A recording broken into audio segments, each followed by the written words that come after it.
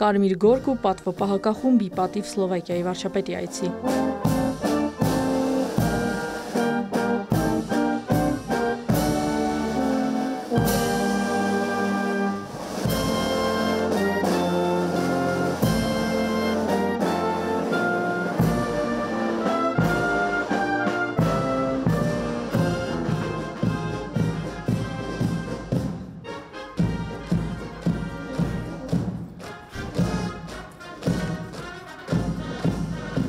Երկկողմորակարգային հարցեր ու գործակցության նոր ուղղություններ։ Նիկոլ Փաշինյանը եւ Ռոբերտ Ֆիցոն առանձնազրույցից հետո քննարկումները շարունակել են ընդլայնված կազմով, ապա հանդես եկել ասուլիսով։ Եվ ուզում եմ եւս մեկ անգամ ընդգծել, որ մեր ռազմավարությունն է, մեր ռազմավարական որոշումն է մնալ հավատարիմ խաղաղության օրակարգին։ Իսկ խաղաղության հասնելու համար Հայաստանը պատրաստ է իր բաժին պատասխանատվությունն ամբողջությամբ իրացնել, վարչապետի շեշտադրումն է։ Եվ ուրախ եմ արձանագրել, որ մենք նաեւ մեր խորհրդակցություններն ենք շարունակում Ադրբեջանի հետ, որպեսզի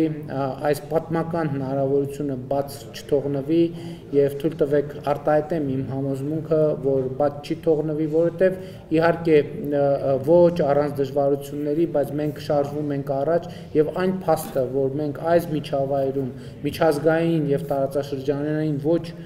ոչ պարզ պայմաններում կարողացանք ավարտին հասցնել, փակել բանակցությունները խաղաղության համաձայնագրի նախագծի շուրջ, հաջողությամբ փակել, այսինքն ունենալ համաձայնեցված տեքստ, որը պատրաստ է ստորագրման, դա իհարկե շատ կարևոր եւ շատ մեծ ձեռքբերում է,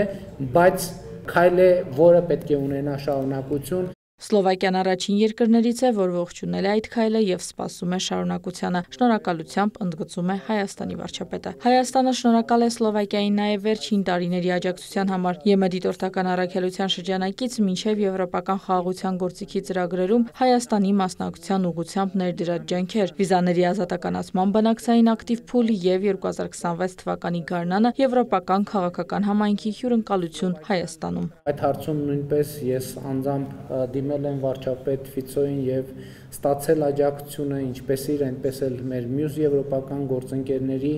որը նույնպես ես շատ բարձր եմ գնահատում։ Իսկ երկկողմ գործակցության ուղղությունները շատ են, բայց մի քանիսը հատկապես մեծ են, օրինակ էներգետիկ ոլորտը, մանրամասնում է Փաշինյանը։ Նաև մենք քննարկեցինք ռազմարդյունաբերության ոլորտում համագործակցության հնարավորությունները եւ այդտեղ նույնպես տեսնում ենք որոշակի հնարավորություններ։ Իհարկե վարչապետին բավականին ներկայացուցչական գործարար պատվիրակություն է ուղեկցում եւ ես համոզված եմ, որ այդ պատվիրակության այցի արդյունքներով նույնպես տնտեսական տարբեր ոլորտներում մասնավոր հատվածը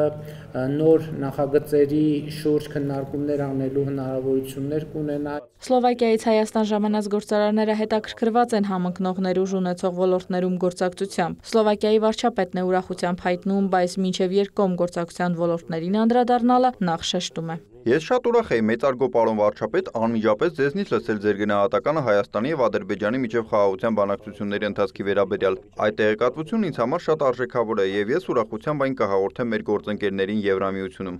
Հետո արդեն մանրամասներ պատմում առանձնազրույցի ընթացքում ձեռք բերված պայմանավորվածություններից, առաջին ուղղությունը միջուկային էներգետիկայի ոլորտն է։ Դուք նշեցիք միջուկային էներգետիկան, Հայաստանը եւ Սլովակիան նույն տիպի ռեակտորներ ունեն։ Մենք քննարկեցինք օգտագործված միջուկային վառելիքի հետագա կառավարումը։ Երկու երկրներում կան մասնագիտացված ընկերություններ։ Եկեք նրանց միավորված ջանքերով հրաշալի համագործակցություն ունենանք, ինչի շուրջ արդեն պայմանավորվածություն ենք ձեռք բերել։ Պաշտպանական ռազմաարդյունաբերության ոլորտ համագործակցության մյուս ուղղությունն է։ Ես ասել եմ եւ եթե թույլ տակ կկրկնեմ, եթե մենք չարտադրենք զենք, ապա ուրիշը կանի դա մեր փոխարեն եւ մենք ստիպված կլինենք գնել այդ զենքը։ Եթե մենք մեծ գումարներ ենք ծախսում պաշտպանության համար, պետք է որպես փոքր պետություն օգտագործենք մեր հնարավորությունները արտադրելով այնպիսի ապրանքներ, որոնք կբավարարեն մեր կարիքները եւ միևնույն ժամանակ մեզ չեն կապի խոշոր մատակարարների հետ։ Սլովակիայի կիրառած նախագծերն է ներկայացնում, թե ինչպես ռազմական բյուջեի հաշվին իրականացնում է ենթակառուցվածքային ծրագրեր հիվանդանոցների, ճանապարհների եւ կամուրջների վերակառուցման համար։